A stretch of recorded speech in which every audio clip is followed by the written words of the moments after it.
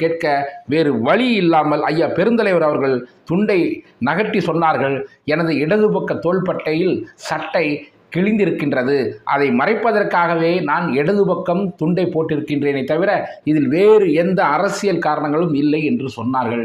அங்கே இருந்த பத்திரிகையாளர்கள், பொதுமக்கள், இயக்க தோழர்கள் அத்தனை பேரும் கண்ணீர் சிந்தினார்கள். உண்மையில் ஒரு நிமிடம் நீங்கள் யோசித்து பாருங்கள். ஆட்சியில் இருந்த முதல்வர் பெருந்தலைவர் அவர் நினைத்திருந்தால் எப்படி வேண்டுமானாலும் வாழ்ந்திருக்கலாம்.